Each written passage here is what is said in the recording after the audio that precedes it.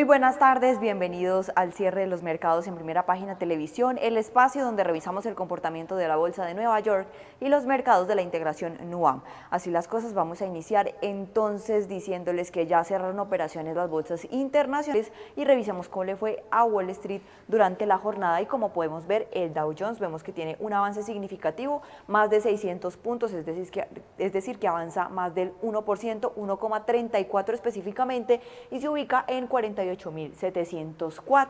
Por su parte, el Standard & Poor's 500, también en línea con ese resultado de el Dow Jones, avanzó levemente 0,21%, es decir, 14 puntos en 6.900 unidades. Y pues por último, el Nasdaq, el tercero que compone Wall Street. Veamos entonces de qué manera finaliza la jornada mientras carga un poco la página, que como vemos, pues contrario a ese resultado del Dow Jones y del Nasdaq, pues finaliza la jornada en negativo, 0,26%, es decir que retrocede 60 puntos, ubicándose en 23.593 unidades al cierre de esta jornada, por lo que se puede concluir que Wall Street cerró de manera mixta durante la jornada. El Dow Jones alcanzó un nuevo máximo histórico este jueves al subir 687 puntos, impulsado por una rotación hacia acciones ciclistas tras el recorte de tasas de la Fed y los resultados de Oracle. El avance en Visa, luego de una mejora en su calificación en Bank of America, también sostuvo el rendimiento del índice. Las acciones tecnológicas, especialmente las expuestas a inteligencia artificial, retrocedieron. Oracle cayó 10% tras reportar ingresos por debajo de lo esperado y aumentar sus proyecciones de gasto, lo que reavivó preocupaciones sobre su deuda. Nvidia y Broadcom también perdieron terreno, mientras que títulos de ciclos como Home Depot avanzaron, y pues la rotación se dio un día después de que el Standard & Poor's 500 cerrara cerca de nuevo récord tras el tercer recorte de tasas del año, que llevó el rango de las tasas de fondos federales de 3,5% a 3,74%. La Fed descartó además una subida de tasas en el camino adelante, lo que contribuyó a impulsar a los índices en la jornada previa. También les cuento que los títulos de pequeña capitalización también se diversificaron. El índice Russell 2000 alcanzó un nuevo máximo intradía, apoyado en la perspectiva de menores costos de financiación para compañías más sensibles a las tasas del mercado. Y pues el índice había cerrado en máximos récords el miércoles, recordemos, tras el anuncio de la Fed. Y según el estratega pues de Interactive Brokers, Steve Sosnick, explicó pues que el repunte de fin de año parece preordenado y podría llevar al Standard & Poor's 500 a superar los 7.000 puntos. Sin embargo, pues después de esta estimación advirtió presiones para el 2026 por factores como una posible desaceleración en la temática de la inteligencia artificial y la llegada de un nuevo presidente de la Fed y las elecciones de término medio. Tras revisar esta información, veamos cómo cerraron los mercados de la integración NUAM, pero antes vamos a empezar con una noticia importante para el mercado. Les cuento que en noticias del mercado colombiano, sobre las 11 de la mañana de este jueves se presentó en la Bolsa de Valores de Colombia la acción de Hive Digital Technologies, que es una empresa multifuncional diversificada de infraestructura digital que llega al mercado global. En el 2017 fue creada como Hive Blockchain Technologies y comenzó a cotizar en el mercado Venture de la Bolsa de Toronto para conectar el sector blockchain con los mercados de capital tradicionales. Arrancó con instalaciones de minería de criptomonedas basadas en GPU de última generación en Islandia para producir criptomonedas como Ethereum las 24 horas del día, y para luego pues expandir sus operaciones a Suecia. Brian Páez Braga, quien es actual presidente ejecutivo de NG Energy, que recordemos que es la petrolera de la cual el inversionista italiano es accionista, fundador y muy importante pues inversor de esta compañía, pues se presenta como inversor estratégico y accionista fundador de Hive Chain, y pues esta es una primera empresa de minería de criptomonedas que cotiza en la bolsa. Les cuento que la salida de Hive a la bolsa fue la culminación de una alianza exclusiva entre Genesis Mining y pues la empresa de minería de Bitcoin en la nube más grande del mundo, más de 1 millón de clientes, y pues el banco de inversiones canadienses liderado por el millonario Frank Yustra, que está ligado por años a Bill Clinton y a George Soros y a sus emprendimientos, casi todos fallidos hoy en Colombia. Les cuento, o más bien pues haciendo pues un recorderis, que Frank Yustra pues estuvo tras la creación de la minera Goldcorp y también fundó el estudio de cine Lionsgate y pues creó también a Pacific Rubiales, Gran Colombia Gold, Prima Colombia, por solo citar algunos ejemplos. El 23 de febrero del 2017, los principales involucrados estuvieron reunidos con la gobernadora de la provincia de Santa Cruz y acordaron una inversión petrolera en Vaca Muerta en un negocio también hoy fracasado. Hoy Hive pues cotiza en Nasdaq, en donde en los últimos 5 años ha perdido el 44,72% de su valor en bolsa, que llega a los 723 millones de dólares. En el último año ha caído 22,83% y en el último mes 34,88%. Este jueves pierde 3,14% en su cotización y baja $3,08 pues en esta jornada. Eso es, digamos, en materia bursátil del mercado colombiano. Pues estrena Hive en la Bolsa de Valores de Colombia, teniendo en cuenta estos fundadores que hay detrás, que también han tenido inversiones dentro del mercado colombiano. Y pasando entonces a la Bolsa de Valores y en el repaso de cómo cerró durante la jornada, hay que mencionar que durante el día de hoy la Bolsa de Valores había abierto en terreno negativo y que hoy cierra pues de la misma manera. Como podemos ver, el Colcap retrocede 0,26%, ubicándose en 2.114 unidades, y pues el Colir, que también es otro de los índices que compone a la Bolsa de Valores de Colombia, finaliza la jornada en negativo con una variación del 0,15% en 1.361 unidades. Ya viendo entonces el resultado de esos índices dentro de la bolsa, vamos a revisar cuáles son las acciones que están influenciando este comportamiento, y el primer título en descender es BAC Holding International en 2,44%, seguido de Davivienda de la acción preferencial, que retrocede 2,15%, Enca baja 2,01% y Ecopetrol pues vemos que tiene una caída del 1,58%, en línea también con esos resultados en los precios del petróleo, que están bajando más del 1%. En contraste, acciones como por ejemplo Terpel, Corficolombiana de la acción preferencial, Grupo Sura de la acción preferencial y Corficolombiana de la acción ordinaria finalizan la jornada con una variación positiva, Terpel en 3,33%, Corficolombiana con una variación positiva del 2,18%, Grupo Sura aumentó 2,13% y Corficolombiana de la acción ordinaria tuvo también un desempeño positivo de 1,71% al cierre de esta jornada. Y en otras noticias del mercado colombiano les cuento que Primax Colombia confirmó que la autorización de integración empresarial sigue en trámite ante la Superintendencia de Industria y Comercio. La compañía señaló que por ahora no existe ningún cambio de control en el país y que cualquier novedad será informada al mercado a través de los canales oficiales de información relevante.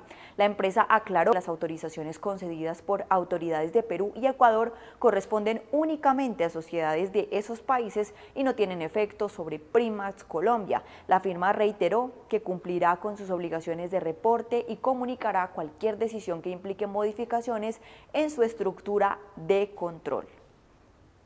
De otro lado, también les cuento que el Grupo Nutresa sitúa una asamblea extraordinaria para este próximo 19 de diciembre, en los que uno de los puntos centrales será la posible readquisición de acciones.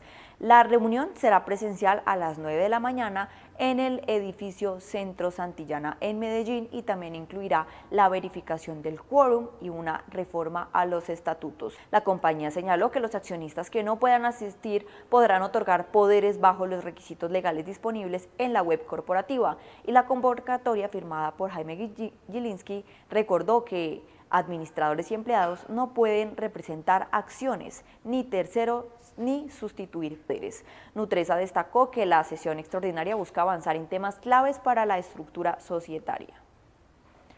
Siguiendo entonces con las bolsas que integran NUAM, vamos a darle paso a la bolsa de Chile para saber cómo finalizó la jornada el día de hoy. Ya obviamente hoy con ese resultado después de ese recorte en tasas de la FED, recordemos que el IPSA se rige mucho por los resultados en Wall Street. Si a Wall Street le va bien, pues evidentemente a la bolsa chilena también le va bien en la mayoría de casos, porque hay otras oportunidades en las que influyen otras variantes nacionales que impulsan a la bolsa local. Así las cosas, pues vemos que la bolsa tuvo una variación positiva del 1,89%, una variación bastante considerable, es decir, que terminó sobre los 3.362 puntos, un valor bastante favorecedor para la bolsa chilena, es decir que hoy finaliza con un nuevo máximo histórico.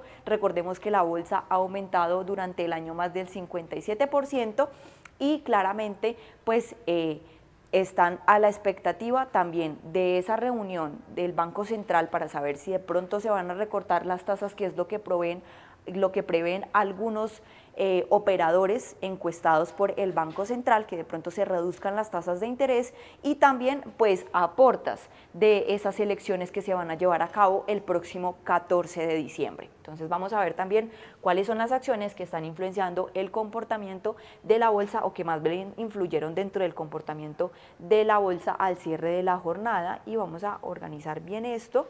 Salfa Corp es el primer título con mayor desempeño, termina la jornada con una variación positiva de el 4,79%, seguido de Empresas CMPC, que aumentó 3,33%, Cencomals es el tercer título en que avanzó durante la jornada en 2,94%, y Ripley también aumentó 2,73%, seguido de Mallplaza, que ganó 2,65% al cierre de esta jornada. Por su parte, o contrario a ese resultado, las únicas 3 acciones que presentan comportamiento negativo al cierre de la jornada es Entel, Inversiones La Construcción y Engie Energía Chile. Retrocedieron durante la jornada, no hubo una caída significativa dentro de las 3 acciones, 0,76%, 0,07% y pues levemente Engie Energía Chile con 0,6% respectivamente. Realmente las caídas por debajo del 1%, haciendo que otras acciones claramente hayan impulsado el resultado de la bolsa en la jornada de hoy. En noticias del mercado chileno les cuento que la encuesta del Banco Central mostró que los operadores prevén un recorte de 25 puntos base, lo que daría la tasa en 4,5% en la reunión este próximo 16 de diciembre, como se los comentaba hace un momento. También esperan un ajuste adicional en junio del 2026, cuando la tasa de política monetaria bajaría a 4,25% en línea con el cierre del ciclo de normalización monetaria. Los consultados estiman que el IPC de diciembre sería de menos 0,1%, llevando la inflación anual al 3,0% dentro del rango del Banco Central. Sobre el tipo de cambio, ven al peso chileno en 920 por dólar en 7 días y 910 en 28 días. Estas proyecciones se dan en un contexto de expectativas moderadas y señales de estabilidad para los próximos meses.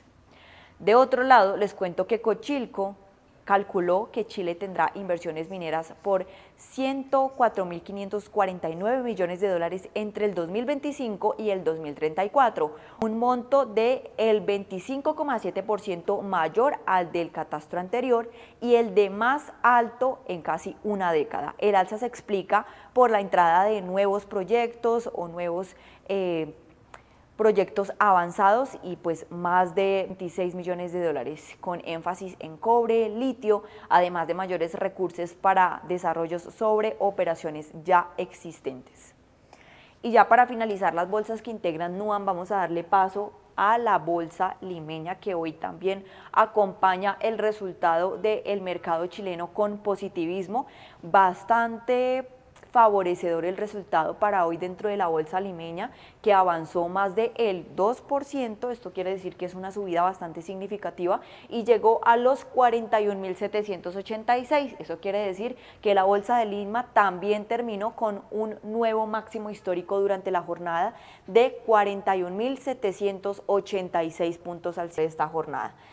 Seguimos con el Select, que también aumentó más del 1%, 1,08% específicamente, llegando o sosteniéndose todavía por encima de los 1.000 puntos, específicamente 1.066 unidades al cierre de esta jornada. Recordemos que en las últimas jornadas no le había ido, o en las últimas sesiones no le había ido muy bien a la Bolsa de Perú, que había logrado alcanzar los 39.000, retrocedió hasta los 37.000 y ya hoy vemos que se ha ido recuperando progresivamente con subidas considerables, teniendo en cuenta que durante la jornada intradía volvió a marcar un nuevo máximo histórico de 41.994, es decir, que estuvo muy cerca de llegar a los 42.000. Y así las cosas, pues vamos a ver entonces cuáles son las acciones que están influenciando o que influyeron dentro del comportamiento de los índices limeños. Y mientras va cargando un poco la página, pues vamos con noticias del mercado limeño. Les cuento que la minera Buenaventura lanzó una nueva orden de compra hasta por el 1,5% adicional de acciones de El Brocal, con lo que su participación subiría del 61,4% a el 62,96%. La compra se hace por 13 soles por acción y la ejecuta Credit Corp Capital, y el monto máximo bordea los 30,4 millones de soles según pues la Bolsa de Lima. Les cuento que Buenaventura recordó que ya ejerce derechos de voto a través de inversionistas Colquijirca, con lo que mantiene el control de la Brocal y pues la unidad en Pasco, que produce minerales polimetálicos como zinc, plomo, plata y cobre. También les cuento que pues procesa hasta 20 toneladas por día entre sus dos zonas operativas. Ya después de leer esta noticia importante dentro del mercado limeño, vamos a revisar entonces cuáles fueron las acciones que influenciaron el comportamiento de la bolsa limeña, y el primer título en avanzar es Nexa Resources Perú, que tuvo un avance superior al 10%, 10,12% específicamente, seguido de la compañía de Minas Buenaventura, que como vemos pues compró un poco de participación de la minera El Brocal y se ubica hoy en 8,43%, es decir, que tuvo una variación positiva. El tercer título en avanzar es una ETF, el fondo bursátil Bank SK El Dorado, que aumentó 6,29%, y Southern Copper Corporation también avanzó durante la jornada 5,63%, seguido de Silver Mountain Resources, que también avanzó más del 5% durante la jornada. Y pues esta lista también la acompaña Compañía de Minas Buenaventura, debe ser la acción ordinaria, que subió también más del 3% durante la jornada. Contrario a ese resultado, el primer título en descender es Inversiones Portuarias Chancay, 5,80%, seguido de Panoro Minerals, que retrocedió 5,56%, y PPX Mining Corp, que tuvo una baja del 4,44%, seguido de la compañía minera Poderosa, que tuvo un retroceso del 2,96% durante la jornada. Claramente fueron más las acciones positivas que influyeron dentro de la bolsa limeña, también esperando que mañana el Banco de Perú pues pueda llegar a recortar o mantener las tasas de interés, pero ese resultado lo conoceremos mañana. Sin embargo, el mercado pues se encuentra a la expectativa de ese anuncio. Muchísimas gracias a todos nuestros televidentes y a las personas que nos acompañaron en esta oportunidad. Nos vemos en una próxima ocasión, pero no me voy sin antes dejarlos con este análisis económico e invitarlos a que sigan conectados con toda la programación que tenemos para ustedes aquí en Primera Página, el canal de los negocios.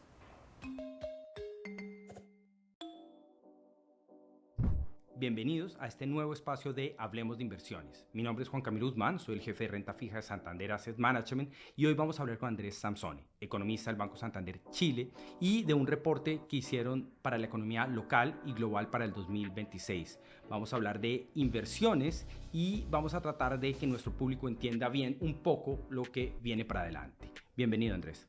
Muchas gracias, Juan Camilo, por la invitación. Un honor ser el primer invitado en esta serie de conversaciones. Para arrancar, quisiera entender un poquitico qué está pensando el banco de que va a ser el crecimiento del mundo. Arranquemos de lo global a lo particular. Sí, es bien interesante primero entender cuáles son los cambios estructurales que está habiendo en el mundo. Estamos pasando de un mundo hiperglobalizado a uno más de autonomías estratégicas. No queda claro cuál fue el punto exacto en donde parte esto. Tenemos el mayor protagonismo de China, la pandemia, la invasión de Rusia a Ucrania, todo lo que tiene que ver con el rompimiento de cadenas de valor, que lo que originaron es un poco esta transformación a estas autonomías estratégicas, pero bajo esa superficie también están pasando transformaciones bien significativas, lo que llamamos la triple transición, el envejecimiento poblacional, el cambio climático y la revolución tecnológica de la mano de la inteligencia artificial. Ese es el contexto, los cambios estructurales. Y en medio de esos cambios estructurales hemos visto una economía que ha sido más resiliente de lo que se esperaba. Por lo tanto, para 2026 esperamos un crecimiento algo similar al de 2025. No obstante, es un crecimiento de 3,1% que sigue estando por debajo del promedio previo a la pandemia, que era más cercano al 3,7%.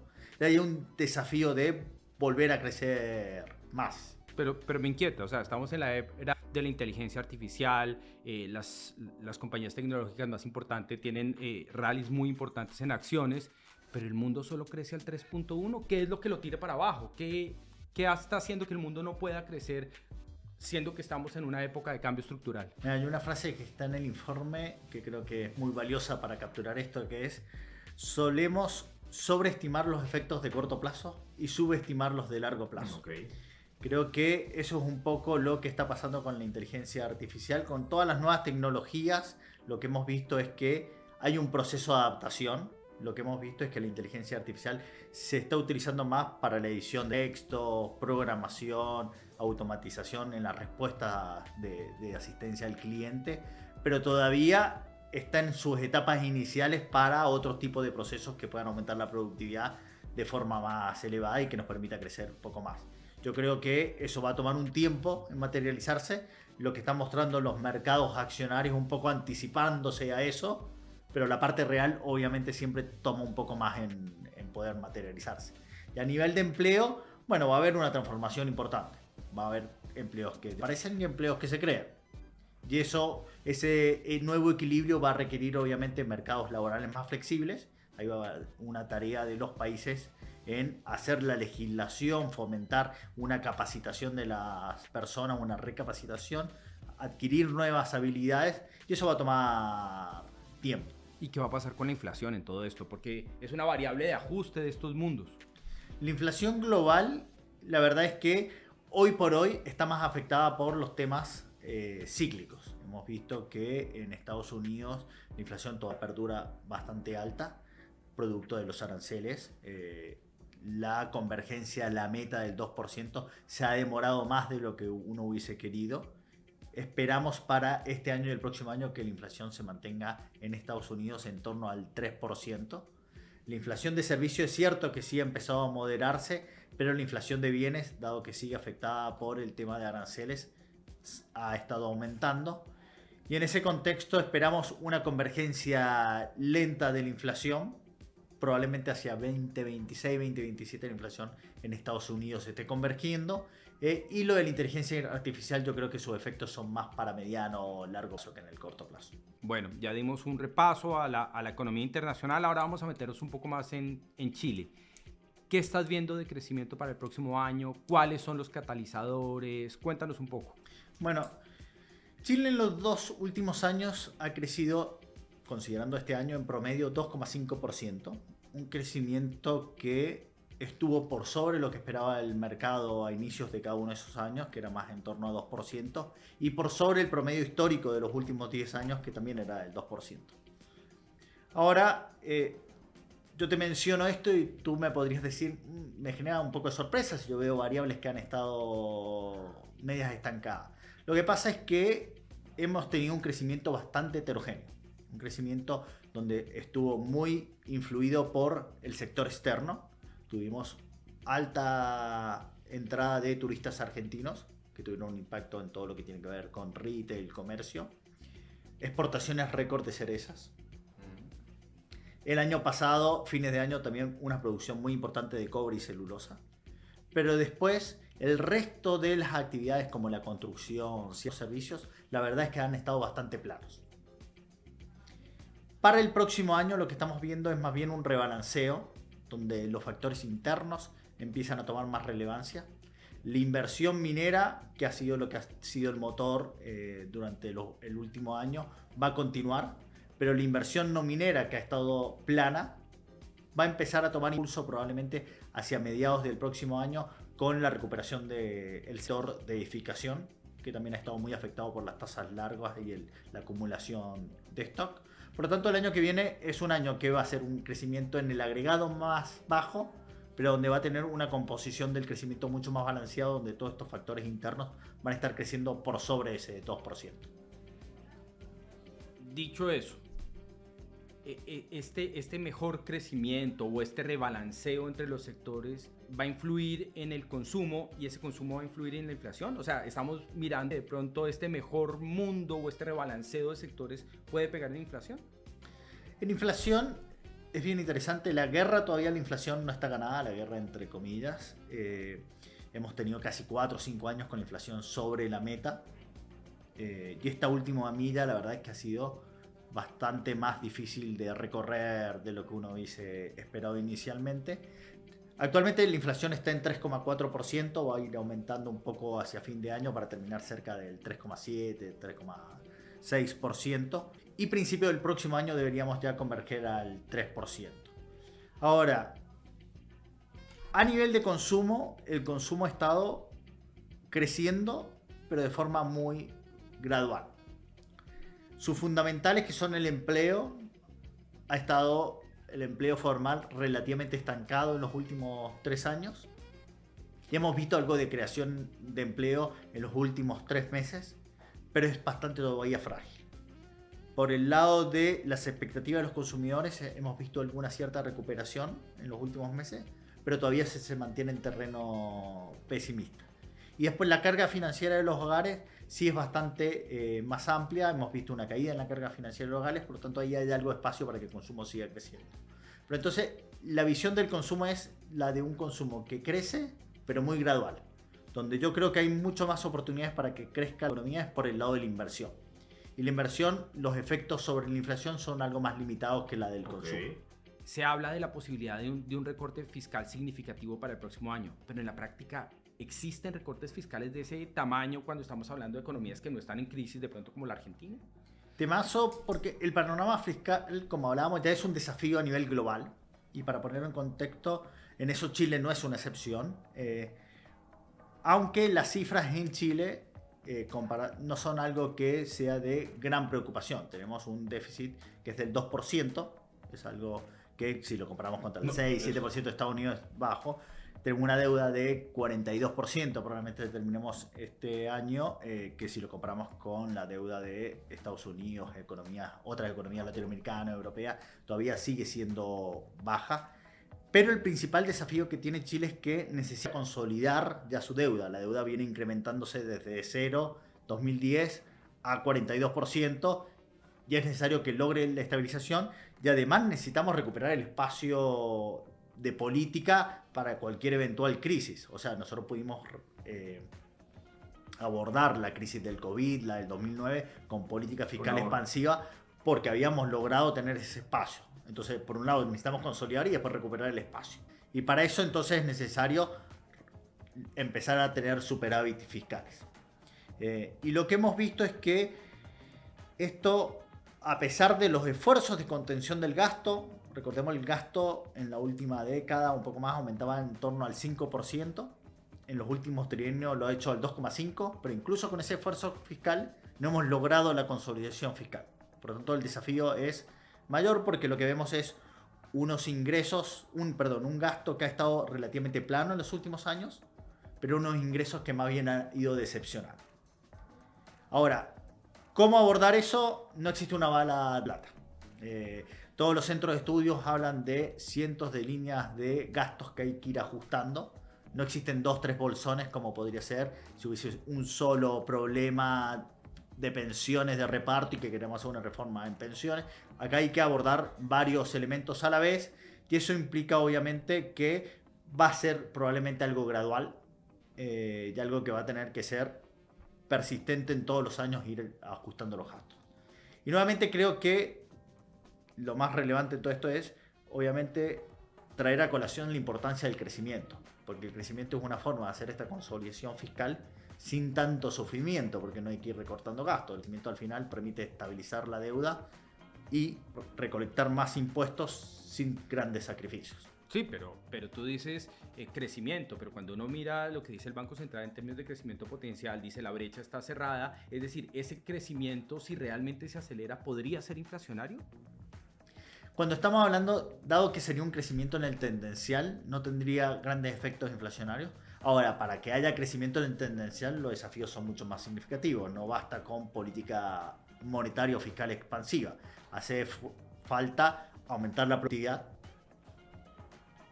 Y para eso, una de las formas que se puede abordar es todavía impulsando más la simplificación de permisos, que aumente la inversión, permita aumentar la capacidad de producción de la economía. Se habla de incentivos a la inversión, mercados laborales que permitan aumentar la participación laboral y permitan también capturar mejor o implementar mejor todo lo que tiene que ver con la revolución, con la inteligencia artificial.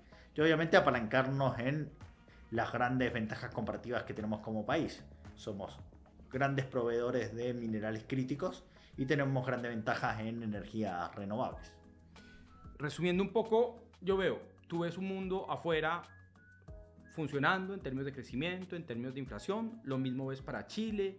¿Cuáles son las grandes amenazas que hay por delante? ¿Dónde nuestro público que está viendo este video, que está viendo esta entrevista, dónde debería decir, oiga, me tengo que fijar en esto porque si esto no funciona, me tengo que preocupar? ¿Dónde están esos elementos a ponerle atención a los próximos meses? Sí, hoy los principales riesgos son externos, claramente, y están vinculados a lo que conversábamos un poco al principio, la geofragmentación. Creo que eso es algo a monitorear. Una fragmentación que se mantenga en el tiempo nos va a llevar a un equilibrio más ineficiente y de acuerdo a estimaciones del Fondo Monetario Internacional podría costar como hasta 7% del PIB en el largo plazo. Y la situación fiscal mundial. Creo que esos son los dos grandes riesgos y desafíos que hay que ir monitoreando. Muchas gracias, Andrés. Aquí terminamos nuestra entrevista y queremos darle a nuestro público elementos para poder tomar decisiones.